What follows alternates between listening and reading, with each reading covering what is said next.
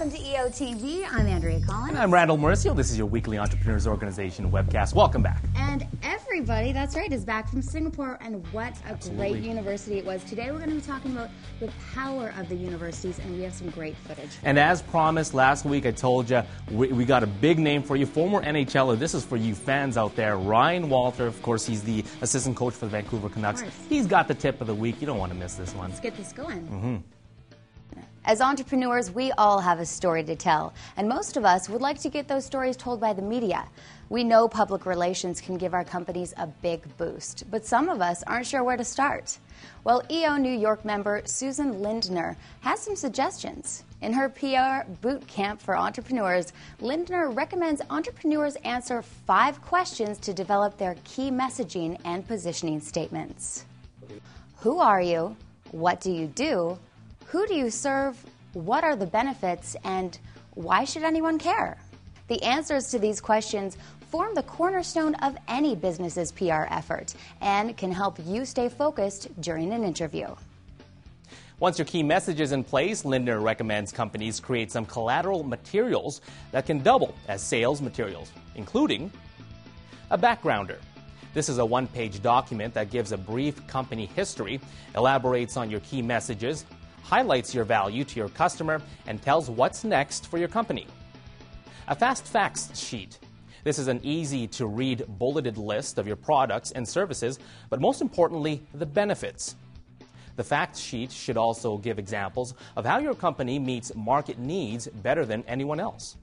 Once you have your materials in hand, identify 10 publications that your customers read and that cover your market space.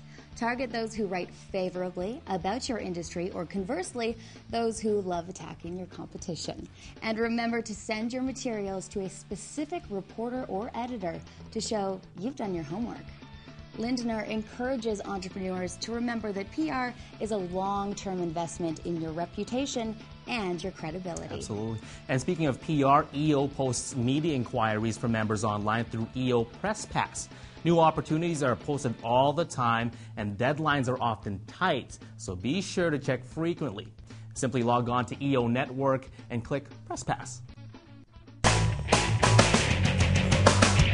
In this week's Member Spotlight, Steve Kailhauer explains how a competitive situation led him to see that his business had strengths beyond his product line, allowing him to create a new business opportunity rather than fight a competitive battle.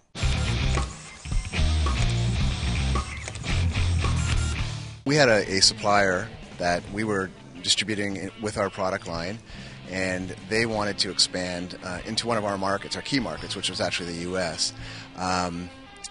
In doing so, not maliciously, but they were undercutting us. And we went to them and thought, okay, what do you want to achieve? And what they wanted was growth. And they didn't have any infrastructure or distribution into the U.S. We had 25 years of setting up the distribution network and infrastructure. So we said, well, why don't we market your brand under our name, and you will have an immediate presence throughout North America, throughout the world in this case. And it was a real win-win situation because they were able to achieve what they wanted to. We actually have grown it into about a $5 million business on its own. So, it took this big negative about we've got to stop them from doing it and turned it into a profitable business for ourselves. Nearly 300 EO members and guests attended the recent Singapore University. The entire program encouraged attendees to think big as they explored the business and culture of this tiny island nation. Here's some of the highlights. Hello, EO. Welcome to Singapore.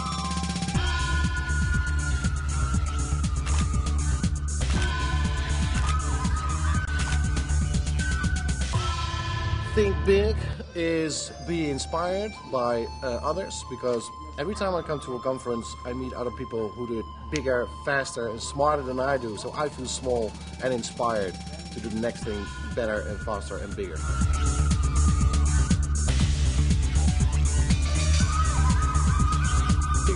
Think big for me means the world is my oyster. I can do anything that I want to. Try to act in every sense. Really, again, back to the original, as a small company, be the face of the community. and be involved with the local customers at the face of the business.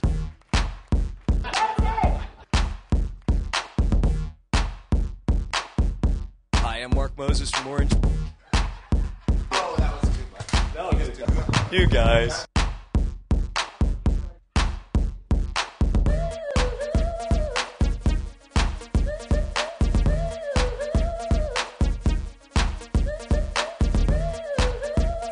Amazing. I mean, this is someone who looks into the future and where business is going and some of the areas of innovation that really can make a difference. Enjoyed it so much, I bought the book.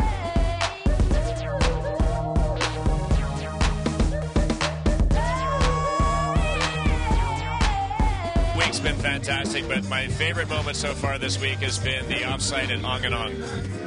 Actually, the entire week has been fantastic from an education standpoint and a contact standpoint. I'm very happy I flew halfway around the world to be here. Visit the events section here at EOtv for daily recaps from Singapore. And don't miss out on your next opportunity for once-in-a-lifetime learning at EO's next university, March 25th to 29th in Scottsdale, Arizona. The program includes a keynote address from Jim Collins, some amazing off-site learning opportunities, and as always, plenty of chances to interact with your EO peers. Register today through EO Network. For the week, former NHLer and now assistant coach of the Vancouver Canucks, Ryan Walter, shares the top 4 competencies that people look for in their leaders. Do you have what people follow?